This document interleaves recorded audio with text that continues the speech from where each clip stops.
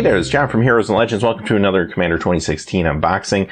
Today we're looking at Entropic Uprising, which I'm pretty excited about. If you watch my reviews of the decks that I did, including this one, which I will link this one at the end of the video if you're interested, you know that I'm probably most excited about playing this deck. This is the one that just seems like is the one that matches my playstyle the most and what just seems fun to me. So today we're going to open it up, and like I mentioned in these other videos, this is basically an unboxing video. So I am going to mention the key cards as we go through them. I'll show you what's in this box if you decide to buy this particular product, and I won't go into necessarily all the details of the deck itself, since I already did that in another video, but definitely check out that video if you're looking for that. First thing you get here is you get Yves, a Maelstrom Wielder. You get the big foil card of him. So there you go. And pretty standard stuff. Let's open up the box here. We get our fold out poster,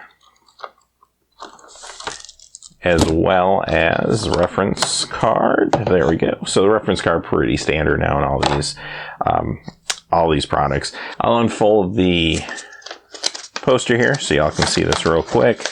And so basically some lore about the commander as well as the partner commanders. That's awesome, since some of these characters haven't had a lot of exposure. On the back, you get your deck list. And I mentioned this in the other videos, a little disappointed that you don't see originally where the cards were printed like they used to show you. I thought that was always cool. Smaller than in the last few products as far as the poster goes. They also added some ads to take up space. But like I said, I don't think it's necessarily a bad thing. I don't mind having the smaller poster, considering the large ones sometimes are real difficult to manage. And here's your cards. So let's open these up and take a look at the deck. And like I did before, I'll just point out the new cards, some of the key cards, what this deck's trying to do. And we'll take, of course, a closer look at those cards. All right, so give me one moment. I'll adjust the camera. We'll zoom in a little bit, and I'll be right back. All right, let's look through the cards real quick. We have Yves here, the Maelstrom Wielder, Cascade Effects, galore, awesome card. I mentioned this in the other videos as well, with foiling. Looks awesome on these. No fraying, no warping. Very good looking foils. I'm really looking forward to playing with this card. I think this is going to be really awesome. Love Cascade Effects. Do have to do a little work to get them to happen, but if you can get there, awesome. Here's our first partner with Cadale. This is chosen of Crewfix, and awesome art again with the foil. Looks incredible. Thrasios, a Triton hero. Really nice art, very old school. And finally, we have Vile Smasher, the Fierce. This card's pretty awesome too. I could see this maybe seeing a little bit of legacy play. I don't know. It just seems like it's cheap enough, has a cool effect, so I guess we'll see. But those are your partners. Let's move into some of the tokens real quick. And we have Elf Warrior, which turns into a zombie on the other side. Elf Warrior Zombie. Goblin Zombie. Goblin Zombie. Worm Zombie. Worm Zombie. Worm Zombie. Worm Zombie. Worm Zombie. And Goblin, let me guess. Yep, zombie. Okay, so a lot of zombie tokens there. All right, so let's look at the rest of the cards, and I'll point out kind of the highlights as we go through. But basically what this deck is trying to do is just tons of Wheel of Fortune effects. You're getting to cycle through your deck quickly. Your opponents are doing the same, but you're turning that into an advantage for you, basically by being able to potentially use the cards that you're discarding, or else in some cases you get advantages by drawing cards or by your opponents discarding cards, things of that nature. So really cool idea here, and it's kind of themed as a chaos quote-unquote deck, but I don't know, it's a very controlled chaos. Like, I mean, there's definitely a point to what you're trying to do, not just chaos for the sake of chaos. So again, really bold choice for a out-of-the-box deck. I really like what they did here. Soul Ring, always nice to see those. Get some signets in this one too. They're great for cubes. Love playing signets and cubes. Whisper Silk Cloak is fantastic in this particular deck too. Frenzied Fugue, one of the new cards. Great card. Chain of Vapor, a nice reprint. I believe that's new art too on this one. Rakdos Charm. Ancient Excavation, another one of the new cards. Oops. Windfall, that's new art there too, I believe. Parting Thoughts, one of the new cards. Grave Upheaval, another one of the new cards. Get a Treasure Cruise, of course. How could you not?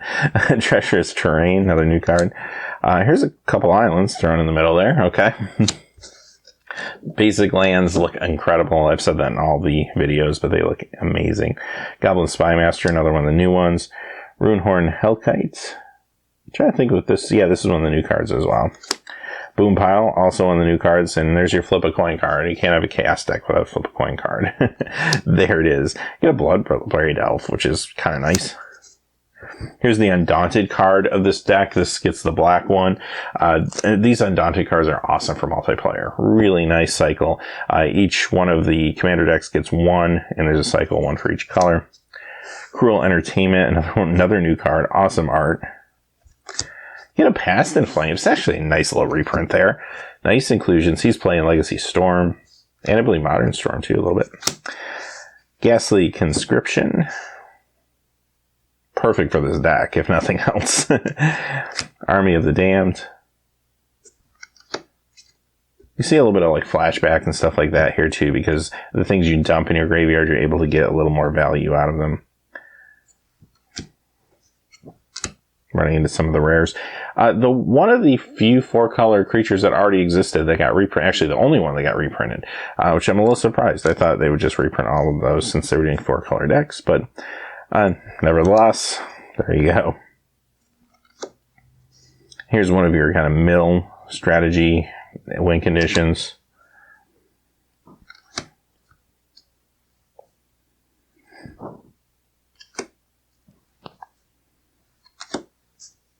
Blood Tyrant could be another win condition in this deck. Great card for here. Kind of skim past Chromatic Lantern. Great reprint. Pretty much a staple in every commander deck. Burgeoning. This was just reprinted Conspiracy, Take the Crown. Before that, it was like a $25 card, though. It wasn't reprinted since then, since the time it was printed in Stronghold. So, nice little inclusion here. Now, granted, it's come down a bit in value since the Conspiracy reprint, but still, really nice to get more of these out there. Great commander card. Works fantastic in this deck. Waste Not. Again, another payoff for what this deck's trying to do. Chaos Warp, a little chaos. Evacuation. Wheel of Fate. Kind of funny, talking about upgrades with this deck. Kind of funny, it feels like a Wheel of Fortune deck with no Wheel of Fortune. Like, that'd be an easy upgrade. Just throw Wheel of Fortune in here. You got a lot of things that do the same sort of effect, right? Get some Miracle cards in here, which is cool, too. You got the Miracle Wheel of Fortune. I love Retrace cards, too. Great value with Retrace. Small Twine's fun.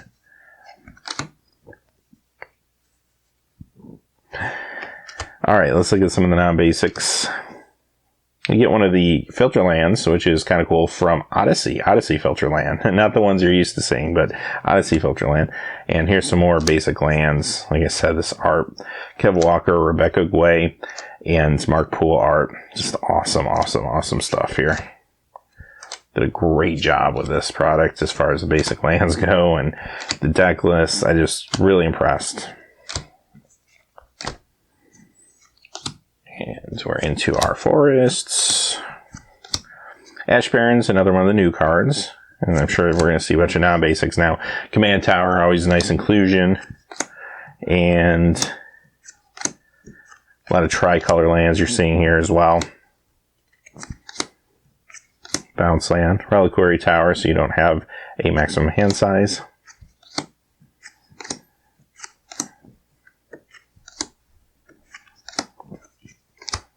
We'll close things out with a Thornwood Falls.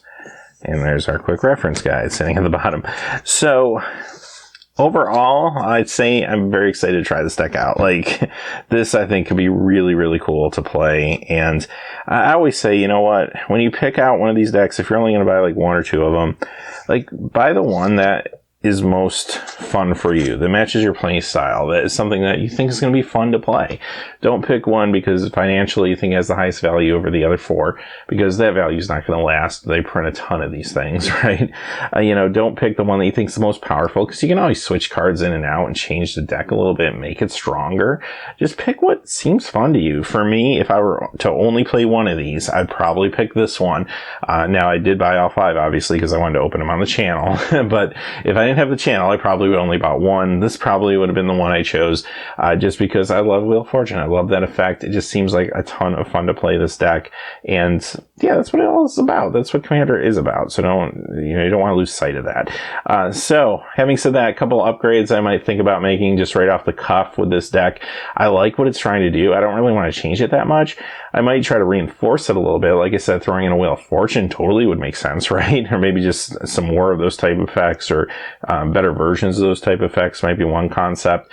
I also kind of like the concept that there's a mill strategy in here. I might try to strengthen that a little bit with some other mill cards to kind of go along with the cards we saw that are already here.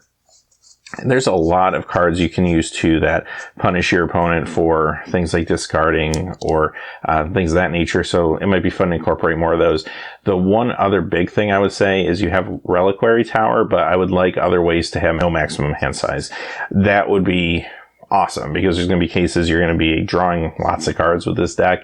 Yes, sometimes you are discarding cards as well, but I'd like another way to kind of hold on to my cards too. I think that could be cool. But having said that, I hope this helps a little bit. We have one more of these decks to look at, and we'll be back with the next video and unbox that one. So until then, thanks for watching. Please remember to like and subscribe, and have a great day. Hey, thanks as always for watching. This video is made possible by the generous support of viewers like you on Patreon. Check out the description below for links to our Patreon page, as well as our Amazon affiliate store, where a small percentage of all sales will also help support the channel. Finally, if you haven't had a chance yet to subscribe, hit that subscribe button so you don't miss any new videos on Heroes and Legends. Talk to you again soon, and have a great day.